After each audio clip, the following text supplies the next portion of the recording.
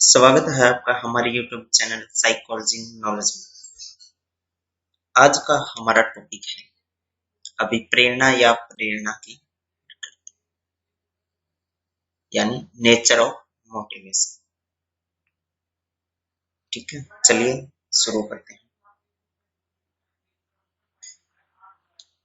सबसे पहले हम बात करते हैं मोटिवेशन या फिर अभिप्रेरणा के अर्थ की। देखिए, अभिप्रेरणा मोटिवेशन यानी अंग्रेजी में इसको हम बोलते हैं मोटिवेशन और हिंदी में बोलते हैं अभिप्रेरणा।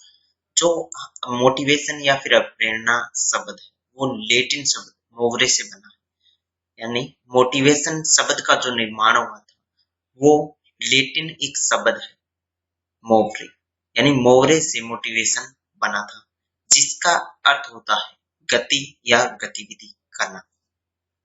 मतलब कि जो लैटिन वर्ड मोवरे है, इस मोवरे का अर्थ है गति या फिर गतिविधि। आगे देखिए, अभिप्रेरणा लोगों को उनकी पसंद की गतिविधि में संलग्न होने के लिए प्रेरित करती है। मतलब अगर आप कोई भी काम करते हैं, यानी जो काम आपकी पसंद का है, कुछ ऐसी शक्ति होती है जो आपको उस कार्य करने के लिए प्रेरित करेंगी। ठीक है, आपको उस कार्य करने के लिए उकसाएंगी कि आपको ये कार्य करना है, जिस शक्ति के कारण आप क्या होंगे, प्रेरित होंगे। उस शक्ति के कारण आप में जोश आएगा और आप उस काम को करने के लिए तत्पर होंगे। यह वो आंतरिक अमूर्त शक्ति है, यानी ये जो मोटिवेशन है ये हमारी आंतरिक शक्ति होती है। अमूर्त शक्ति का मतलब है कि हमारी जितनी भी इंद्रियां होती है उन सभी से हम उसको देख या महसूस नहीं कर सकते। बस ये अपने अंदर ही की एक शक्ति होती है जो मानव और जानवरों के व्यवहार के लिए जिम्मेवार होती है या फिर जिम्मेदार होती है। यानी जो मोटिवेशन है वो हमारे अंदर एक आंतरिक अमूर्त शक्ति होती है, यानी ये मानव के अंदर भी पाई जाती है और जानवरों के अंदर भी पाई जाती है। इसी शक्ति के कारण क्या होता है कि मानव है वो व्यवहार करने के लिए प्रेरित होता है।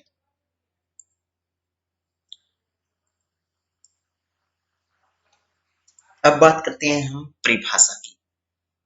सबसे पहली परिभाषा है एनसीईआरटी बुक 11th क्लास की, जिसमें मोटिवेशन की परिभाषा है वो इस तरीके से कि यह एक ऐसी जरूरत या इच्छा जो व्यक्ति की शारीरिक ऊर्जा और व्यवहार को निर्देशित करती है। यानी जो मोटिवेशन है वो क्या करता है कि हमारी कुछ जरूरतें होती हैं, यानी व्यक्ति की कुछ इच्छाएं होती हैं। उन्हीं इच्छाओं के आधार पर मोटिवेशन क्या करता है कि हमारे शरीर के अंदर ऊर्जा, यानी हमारे शरीर को ऊर्जा देता है और उसी ऊर्जा के कारण हम अपनी जरूरत के आधार पर हम व्यवहार को निर्देशित करते हैं। ये परिभाषा थी एनसीईआरटी बुक 11th क्लास की। आगे चलिए, यानी ये परिभाषा है सिसरेली और मेयर 2016। यानी वह प्रक्रिया जिसके द्वारा शारीरिक गतिविधियों को शुरू किया जाता है। यानी मोटिवेशन एक ऐसी प्रक्रिया है जिसके आधार पर हम शारीरिक गतिविधि को शुरू करते हैं, उसे निर्देशित करते हैं और उसे जारी रखते हैं ताकि भौतिक और मनोवैज्ञानिक जरूरतें पूरी हो सके। इनका कहने का मतलब है कि हमारी कुछ ऐसी जरूरतें होती हैं जिनके आधार पर हमारे शरीर के अंदर कुछ गतिविधियां शुरू होती हैं। यानी उस इच्छाओं को पाने के लिए कुछ ऊर्जा या कुछ शक्ति होती है जो हमें निर्देशित करती है कि आपकी ये जरूरत है और उसे पूरा करने के लिए आपको ये काम करना होगा। ठीक है, आगे देखिए, यह अंतर्निहित आंतरिक प्रक्रिया जो उत्प्रेरित यानी एक्टिवेट करती है, मार्गदर्शन करती है और बनाए रखती है। यानी जो मोटिवेशन है वो अंतर्निहित मतलब हमारे अंदर ही निहित होती है और यह एक आंतरिक प्रक्रिया होती है जिसके कारण हम क्या करते हैं, किसी जरूरत को पूरा करने के लिए एक्टिवेट होते हैं और वही शक्ति हम उस जरूरत को पूरा करने के लिए मार्गदर्शन करती है कि आपको आपकी ये जरूरतें हैं, इन जरूरतों को पूरा करने के लिए आपको इस रास्ते पर चलना है, मतलब इस रास्ते पर आपको काम करना है। ठीक है, ये डेफिनेशन है बैनन 1993। अब बात करते हैं मोटिवेशन के संक्षिप्त परिचय की। अभिप्रेरणा प्रेरकों से उत्पन्न एक अमूर्त बल होता है। अभी पिछली स्लाइड में हमने बात की थी कि जो प्रेरणा होती है वो एक अमूर्त शक्ति या फिर अमूर्त बल होता है। ठीक है, जो व्यवहार के प्रमुख निर्धारकों में से एक है। यानी जो मोटिवेशन है वो हमारे व्यवहार के लिए जिम्मेदार होता है। यानी हम क्या व्यवहार करते हैं, यानी हम व्यवहार करते हैं मोटिवेशन के आधार पर। आगे देखिए, प्रेरक प्रेरक क्या होते हैं? कुछ करने के कारण या ऐसे कारक जो व्यवहार को क्रियाशील और निर्देशित करते हैं। यानी हम कोई भी व्यवहार करते हैं, उस व्यवहार के पीछे कोई ना कोई ऐसे कारक या फिर ऐसी शक्ति होती है जो हमें उस व्यवहार को करने के लिए क्रियाशील करती है, यानी गतिशील करती है। उस व्यवहार को करने के लिए हमें निर्देशित करती है।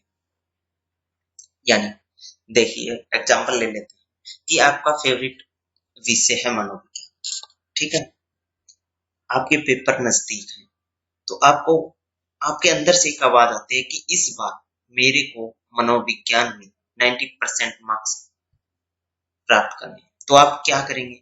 यानी आपके अंदर कुछ ऐसी शक्ति आएगी जिसके कारण आप उस विषय को पढ़ेंगे, पूरे डीपली पढ़ेंगे। यानी आप उस विषय के प्रति व्यवहार करेंगे, और जो शक्ति है वो क्या करती है? आपको उस व्यवहार करने के लिए क्रियाशील करती है और निर्देशित करती है। उसी को हम क्या कहते हैं? प्रेरक। वो सामान्य अवस्थाएं होती है, यानी प्रेरक है वो सामान्य अवस्थाएं होती है जो अलग अलग स्थितियों में व्यवहार के बारे में भविष्यवाणी करने में मदद करती है। यानी क्या कहने का मतलब है कि जो प्रेरक होती हैं वो कुछ सामान्य अवस्थाएं होती है। यानी अगर किसी व्यक्ति के सामने अलग अलग स्थितियां या फिर अलग अलग सिचुएशन आती है, तो वो प्रेरक क्या करते हैं? उस व्यक्ति को उस स्थितियों के प्रति व्यवहार करने में कुछ भविष्यवाणियां करते हैं कि आपको ये व्यवहार इस तरीके से करना है, यानी आपको निर्देशित करते हैं और हमें सक्षम बनाते हैं। यानी उस व्यवहार को करने में हमें क्या करते हैं? सक्षम बनाते हैं। आगे देखिए, मूल प्रवृत्तियां यानी इंस्टिंक्ट्स, प्रणोद यानी ड्राइव, आवश्यकताएं यानी नीड्स, लक्ष्य और प्रोत्साहन आदि प्रेरणा अवधारणा के तहत आते हैं। यानी क्या होता है कि प्रेरणा के अंदर कुछ उसके क्या है कि प्रेरणा किस किस से बनती है। यानी प्रेरणा के अंदर कुछ मूल प्रवृत्तियां होती है, यानी इंस्टिंक्ट्स होते हैं। यानी उस प्रेरणा के आधार पर हमारे सामने कुछ ड्राइव या प्रणोद आते हैं, और कुछ आवश्यकताएं होती हैं और कुछ लक्ष्य होते हैं। ये सभी अवधारणा के अंतर्गत आते हैं। आगे देखिए,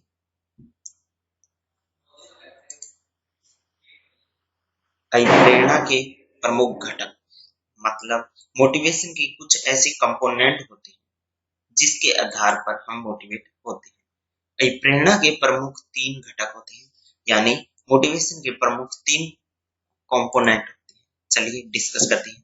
फर्स्ट है आपका स्किलियन यानी एक्टिवेशन।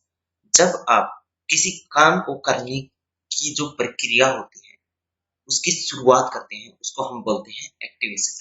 मतलब आपको भूख लगी है, ठीक है, तो आप क्या करेंगे? आप उसके लिए प्लेट लाएंगे, खाना डालेंगे। तो आपने क्या किया कि आपके अंदर कुछ आवश्यकता यानी नीड क्रिएट हुई। उस नीड के आधार पर आप कुछ काम करेंगे, यानी आपका प्लेट लाना, आपका भोजन प्लेट में डालना और उसे ग्रहण करना, यानी यह एक प्रक्रिया थी। यानी इसका प्रेरणा का प्रमुख घटक होता है एक्टिवेशन। यानी आप जिस नीड के आधार पर कोई भी प्रक्रिया करते हैं उसकी शुरुआत करना ही एक्टिवेशन होता है। सेकंड, दृढ़ता यानी परसिस्टेंस। जो आप सक्रिय प्रक्रिया को जारी रखना, यानी जो प्रक्रिया आपने शुरू की थी उसको आप क्या करेंगे? उसको एक्टिवेट करके उस प्रक्रिया को आप कंटिन्यूअसली करते जाएंगे जब तक आपकी आवश्यकता पूरी नहीं हो जाती। और थर्ड है तीव्रता मतलब इंटेंसिटी। ठीक है, इंटेंसिटी में क्या होता है कि आपके प्रयास होते हैं, उसमें उस प्रयास को करने के लिए आपको ऊर्जा की आवश्यकता होती है, बल की आवश्यकता होती है, और आपकी भावनाएं, यानी इन सभी की कुछ कुछ मात्राएं इसमें इंक्लूड होती है। मतलब जैसे कि आपकी आवश्यकता है भूख, तो आप उस भूख को शांत करने के लिए क्या करेंगे, कुछ प्रयास करेंगे।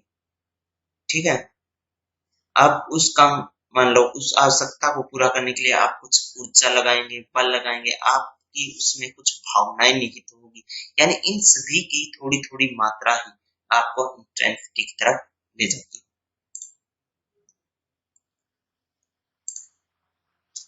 अब बात करते हैं अभिप्रेरणा चक्र।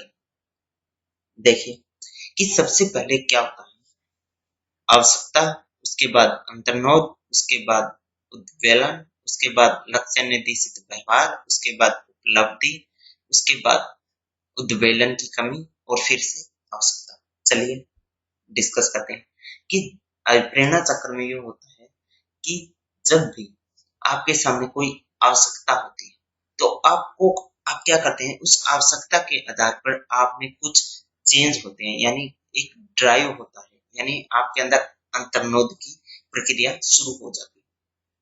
फिर क्या, जब आपके अंदर अंतर्नोद की प्रक्रिया शुरू हो जाती है, उसी के आधार पर आपके अंदर एक अराउजल उत्पन्न होता है, यानी उद्वेलन उत्पन्न होता है। फिर आप क्या करते हैं, उस उद्वेलन के आधार पर आप कोई एक लक्ष्य निर्धारित कर लेते हैं, यानी आप क्या करते हैं, लक्ष्य निर्दिष्ट व्यवहार, आप कोई एक लक्ष्य बना लेते हैं, उस लक्ष्य के आधार पर ही आप उसके प्रति व्यवहार करते हैं। उस व्यवहार को करने से आपको क्या होगी, जो आपकी आवश्यकता थी उसकी प्राप्ति हो जाएगी। ठीक है, जब आप उस आवश्यकता की जो, यानी नीड की जो, जिस चीज की आपको नीड थी और वो नीड आपकी पूरी हो जाएगी, तो क्या होगा, जो आपका उद्वेलन था, जो कार्य कर रहे थे, उसमें क्या होगा, कमी होगा। जब आपके अंदर ये कमी होगी, तो आपको फिर से उस चीज की आवश्यकता महसूस होगी। चलिए एक एग्जांपल से ले लेते हैं। मान लो आपको भूख लगी है, तो आपके अंदर क्या होगा कि आपके अंदर कुछ आंतरिक क्रियाएं होंगी, यानी ड्राइव होगा। उस ड्राइव के आधार पर आपके अंदर एक अराउजल होगा कि आपको भूख लगी है, तो आप क्या करेंगे, आपके माइंड में एक ऐसा चित्र बन जाएगा, यानी लक्ष्य होगा कि आपको भूख लगी है और आपको खाना खाना है, और खाना है नहीं और आपको बनाना है, तो आप क्या करेंगे, यानी उस खाने को आधार रखकर आप क्या करेंगे, खाना बनाएंगे। ठीक है, तो आप क्या करेंगे, वो जो आप खाना बनाएंगे, यानी जो आप व्यवहार करेंगे, वो लक्ष्य निर्देशित व्यवहार होगा। उसके बाद क्या हुआ, जब आपको खाना बन जाएगा और आप खाना खा लेंगे, यानी आपको खाने की उपलब्धि हो जाएगी, फिर क्या होगा, यानी जो आपकी आवश्यकता थी वो क्या होगा, पूरी हो जाएगी। जिसके कारण क्या होगा कि जो आपका उद्वेलन था, यानी जो आपका अराउजल था, उसमें कमी हो जाएगी। और फिर कुछ देर बाद जब आप उद्वेलन की कमी होगी, तो फिर कुछ देर बाद आपको क्या होगा, आपको लगेगा मुझे दोबारा भूख लगी है, यानी आपको दोबारा उसकी भोजन की आवश्यकता होती है। तो ऐसे ये प्रेरणा चक्र काम करता है।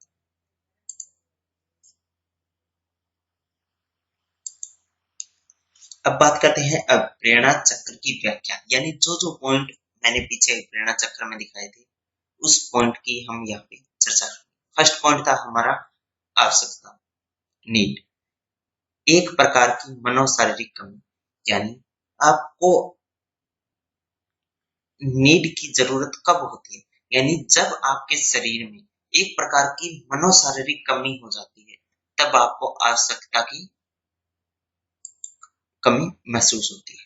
सेकंड था अंतर्नोद या फिर ड्रग, यह एक मनोशारीरिक उद्वेलन की स्थिति होती है जो आवश्यकता द्वारा उत्पन्न होती है, यानी जब आपके अंदर नीड, जब आप नीड महसूस करोगे, यानी आपको एक प्रकार की मनोशारीरिक कमी होगी, उस कमी के कारण क्या होगा, आपके अंदर ड्राइव की स्थिति उत्पन्न होगी। और वो स्थिति कैसे उत्पन्न होगी, जब आपके अंदर आवश्यकता की स्टेट आएगी, तब उसी आवश्यकता की स्टेट के द्वारा आपके अंदर अंतर्नोद या फिर ड्राइव पैदा हो।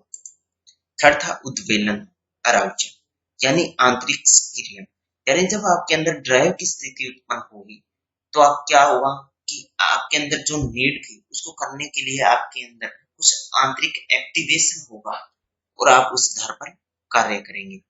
ठीक है, देखिए लक्ष्य निर्देशित व्यवहार, यह शारीरिक गतिविधियां जो क्रिया परिणाम यानी एक्शन आउटकम लर्निंग के सीखने पर आधारित होती है।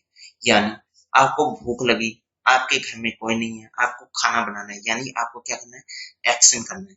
जब आपको खाना बन जाएगा, आप खाना खा लेंगे, तो वो क्या था, आपका रिजल्ट आएगा और उन रिजल्ट के आधार पर ही आप कुछ सीखेंगे, यानी आपने खाना बनाना सीखा। तो ये क्या था, लक्ष्य निर्देशित व्यवहार। आगे चलिए, फिफ्थ पॉइंट है उपलब्धि, यानी चुनौतीपूर्ण और कठिन कार्यों में महारत हासिल करने को सफलता कहा जाता है। जैसे ये एक प्लेयर है, इसने अपना एक रिकॉर्ड बनाया था, यानी इसके सामने जो चुनौती थी, जो कठिन कार्य थे, उनको पीछे छोड़कर उसने सफलता हासिल की थी। यानी जब हम सफलता हासिल करते हैं तो उसी को क्या बोलते हैं, उपलब्धि। फिर क्या था, उद्वेलन में कमी, यानी जब आपके अंदर आंतरिक जो सक्रियण था, इंटरनल एक्टिवेशन था, अगर उसमें कमी होने लगती है तो आप क्या करना, उसका मतलब है कि आपके अंदर जो आंतरिक सक्रियण था, जिसके आधार पर आपने जो काम किया, ठीक है, तो क्या होगा कि जब उद्वेलन में कमी होगी तो आंतरिक आंतरिक जो सक्रियण था उसमें भी कमी होगी। आप क्या करेंगे, जो आपकी पहले जो सामान्य स्थिति थी या फिर अवस्था थी, आप उस अवस्था में फिर से लौट आए।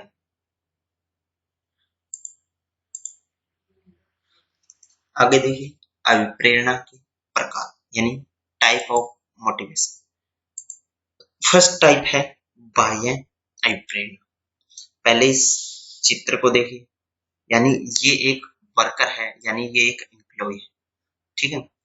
तो बॉस क्या करता है कि इसको कुछ लालच देता है, यानी आपको ये मेडल मिलेंगे अगर आप ये काम करेंगे। तो ये है बाह्य प्रेरणा। तो ये जो एम्प्लॉय है वो क्या करेगा, इन मेडल को, एक मेडलों से क्या होगा, इसके अंदर एक ड्राइव पैदा होगी, जिसके कारण इसके अंदर उद्वेलन होगा और ये उस काम के प्रति यानी लक्ष्य निर्दिष्ट व्यवहार करेगा। अब देखिए इसको कि बाहरी उद्दीपक के फलस्वरूप उत्पन्न होने वाली प्रेरणा, यानी बाह्य प्रेरणा उसे कहते हैं जब आपके सामने कोई बाहरी उद्दीपक रख देते हैं और आप उस उद्दीपक के आधार पर काम करते हैं, तो वो होती है बाहरी प्रेरणा। आगे देखिए, जब क्रियाकलाप इनाम या दंड, मतलब ये दो क्रियाकलाप हैं, या तो आप कोई काम करेंगे इनाम के आधार पर या फिर कोई काम करेंगे आप दंड से बचने के लिए, ठीक है। इसे समूह में प्रयोग किया जा सकता है, लेकिन इसकी वैधता सीमित होती है। यानी कोई मैच चल रहा है, मान लो क्रिकेट का अभी जो आईपीएल चल रहा है, ठीक है, एक साइड है चेन्नई सुपर किंग और दूसरी साइड है मुंबई, ठीक है।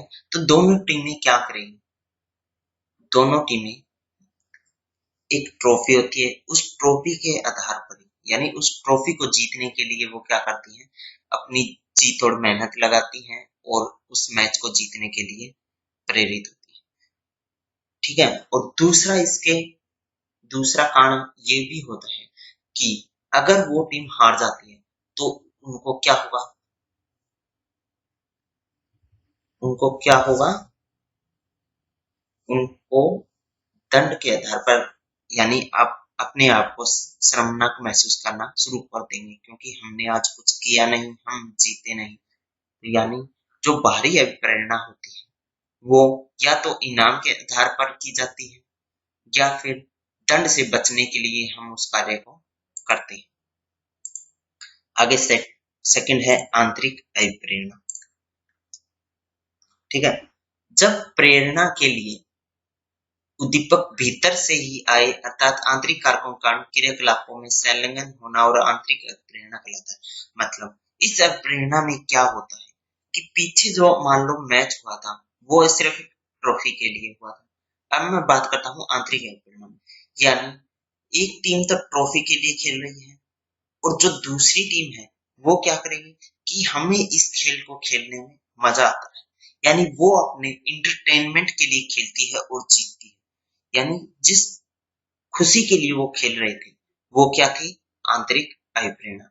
इस प्रकार की प्रेरणा के लिए कोई बाहरी पुरस्कार नहीं होता, यानी उनके अंदर ही कुछ ऐसी प्रेरणा उत्पन्न हो जाती है, यानी उनको वो मैच खेलकर खुशी मिलती है। वो क्या थी? आंतरिक अभिप्रेरणा।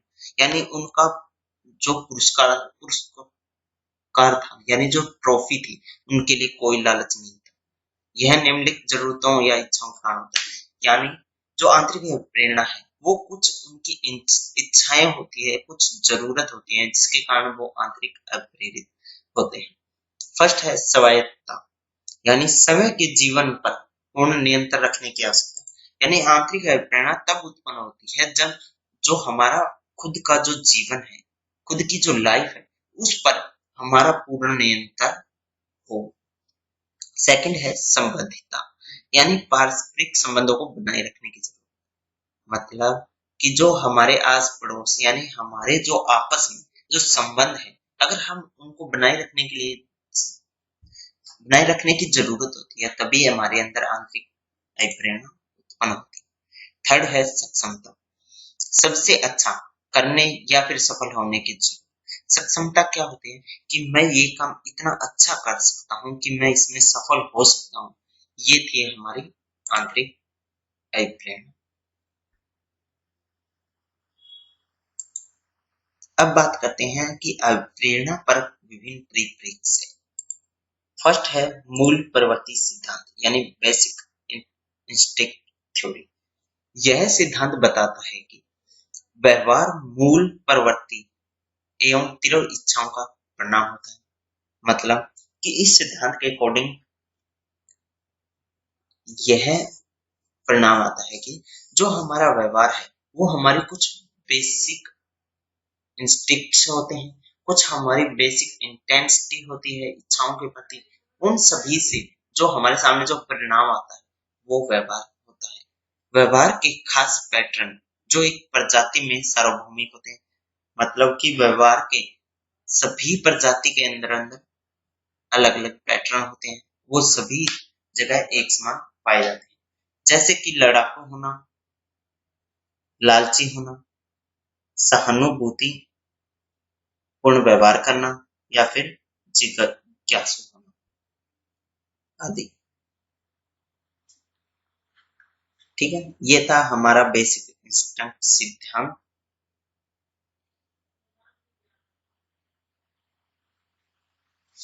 आगे चलिए।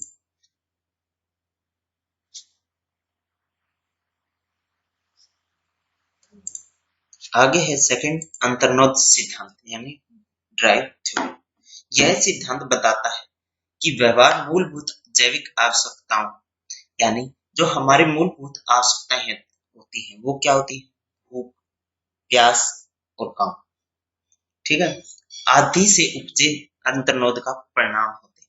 यानी जो हमारी मूलभूत जैविक आवश्यकताएं होती है, उन आवश्यकताओं को पूरी करने के लिए हमारे अंदर एक ड्राइव उत्पन्न होता है, जिसके आधार पर हम क्या करते हैं? व्यवहार करते हैं। जो शारीरिक अवस्था को संतुलित, यानी जो हमारी शारीरिक अवस्था है, उसको बैलेंस करने, जिसे आमतौर पर समस्थिति यानी होम्योस्टेसिस के रूप में जाना जाता है। समस्थिति का मतलब है कि हमारी जो अवस्था होती है, उसको कंट्रोल करना, यानी बैलेंस करना, ना ही तो एक साइड ज्यादा, ना ही तो एक साइड कम, यानी दोनों साइड स्थिति एक जैसी के रूप में जाना जाता है। करने का एक प्राकृतिक प्रयास होता है।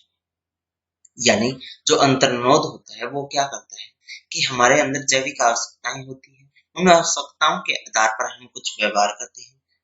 ठीक है, यानी उस अंतर्नोद के कारण ही हम जो व्यवहार करते हैं।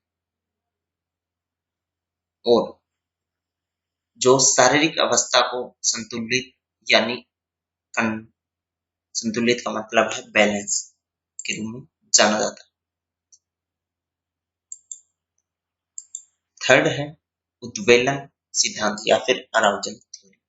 यह सिद्धांत बताता है कि व्यक्ति उद्वेलन का वो स्तर प्राप्त करना चाहता है, यानी हर व्यक्ति के अंदर उद्वेलन यानी अराउजल का जो लेवल होता है वो अलग अलग होता है। ठीक है, हर व्यक्ति अपना एक लेवल पाना चाहता है जो किसी भी परिस्थिति से निपटने के लिए अनुकूल हो। मतलब यानी जब किसी व्यक्ति को किसी चीज की नीड होगी तो वह क्या होगा, उसके अंदर ड्राइव उत्पन्न होगा, उसके अंदर अराउजल होगा। क्या होगा, जितनी उसे नीड की आवश्यकता होगी तो वो क्या करेगा, उसके अंदर अराउजल की जो स्टेट है यानी अराउजल का जो लेवल है वो बढ़ता चले जाएगा। ठीक है, यहाँ तक बढ़ गया तो उसकी जो परफॉर्मेंस थी काम करने की वो बढ़ती चली जाएगी। ठीक है, फिर एक लेवल ऐसा ऐसा आएगा कि अराउजल को कितना भी बढ़ा लो पर उसकी परफॉर्मेंस हमेशा घटती जाएगी। एग्जांपल ले लेते हैं कि आपको कोई भी काम दिया गया, ठीक है, आप जॉब करते हैं, जॉब के आधार पर आपको कोई भी काम सौंपा गया कि ये फाइल आपको कल तक पूरी करनी है। ठीक है, तो आपने क्या किया, घर चले गए, आपके पास टाइम था 10 घंटे का। ठीक है, जब आप घर चले गए, आपने थोड़ा रेस्ट किया, आपके पास 5 घंटे थे, तो आपको क्या हुआ, उस काम करने का स्ट्रेस हुआ यानी अराउजल उत्पन्न हुआ। जैसे जैसे टाइम बढ़ता गया, मान लो जब 3 घंटे बीत गए, तब आपका अराउजल यहाँ था और आपकी परफॉर्मेंस यहाँ थी।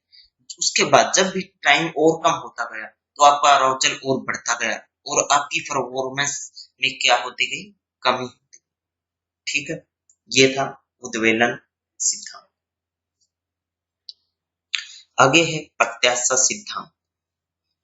यह सिद्धांत बताता है कि व्यवहार वांछनीय परिणामों की अपेक्षाओं का परिणाम होता है। यानी हमारे सामने कुछ हमारी अपेक्षाएं होती है, यानी हम ये काम करेंगे तो हमें ये परिणाम मिलेगा। ठीक है, उन अपेक्षाओं के आधार पर हम कुछ व्यवहार करते हैं। प्रत्याशा का अर्थ है कि वर्तमान क्रियाकलापों से भविष्य में फलदायी परिणाम प्राप्त होंगे। यानी जो हमारे वर्तमान में क्रियाकलाप चल रहे हैं उसी के आधार पर हम कुछ भविष्यवाणी या फिर कुछ अपेक्षाएं करते हैं कि मैं अगर ये काम करना करूंगा तो मुझे भविष्य में ये परिणाम प्राप्त होंगे। यानी उसको वह प्रेरणा देता है। यानी यह था प्रत्याशा सिद्धांत। लास्ट है आवश्यकताओं की पदानुक्रम। यानी जो हमारी आवश्यकताएं हैं उनके कुछ पदानुक्रम। मैस्लो का सिद्धांत बताता है कि मानव की जो आवश्यकताएं होती हैं वो एक पदानुक्रम में मौजूद होती है, यानी एक कुछ ऑर्डर में यानी एक सीक्वेंस में होती है। इस सिद्धांत के अनुसार जब तक निचले स्तर की आवश्यकताएं यानी फिजियोलॉजिकल नीड्स कौन कौन सी होती है, air, water, food, shelter, sleep, cloth, reproduction. ठीक है, जब ये आवश्यकताएं संतुष्ट नहीं होगी तब तक उन स्तर की आवश्यकताएं संदीप्त या फिर सक्रिय नहीं होगी। इनका कहने का मतलब है कि हमारे सामने कुछ आवश्यकताएं होती है। कौन कौन सी आवश्यकताएं होती है, पहले ये देखिए। फिजियोलॉजिकल नीड्स जो होती हैं हमारी, air, water, food, shelter, sleep, clothing, reproduction. Second है सेफ्टी नीड यानी हमारी सुरक्षा की, personal security, employment, resources, health, property. उसके बाद आता है love and belonging, friendship, intimacy, family, sense of conception. उसके बाद आता है esteem, respect, self esteem, status, recognition, strength, freedom. उसके बाद आता है self actualization, desire to become the most that one can be. ठीक है, मतलब इनका कहने का बात मतलब ये है कि हमारी फिजियोलॉजिकल नीड्स होती हैं, अगर हमारी फिजियोलॉजिकल नीड्स की जो हमारी आवश्यकताएं हैं अगर वो कंप्लीट नहीं होगी तो हम किसी भी ऊपर की जो आवश्यकताएं होती हैं उसके लिए सक्रिय नहीं होंगे। यानी अगर हमारी फिजियोलॉजिकल नीड्स कंप्लीट हो रही है फिर हम क्या करेंगे, जो हमारी सेफ्टी नीड्स हैं उनकी तरफ हमारा ध्यान होगा और हम उसी आवश्यकता के आधार पर सक्रिय होंगे। अगर ये नीड्स हमारी पूरी नहीं होंगी तो हम कभी भी ऊपर की या फिर उस तरह की जो नीड्स होती हैं इनके बारे में क्लियर नहीं होंगे, अराउज नहीं होंगे। ठीक है, धन्यवाद। ये था हमारा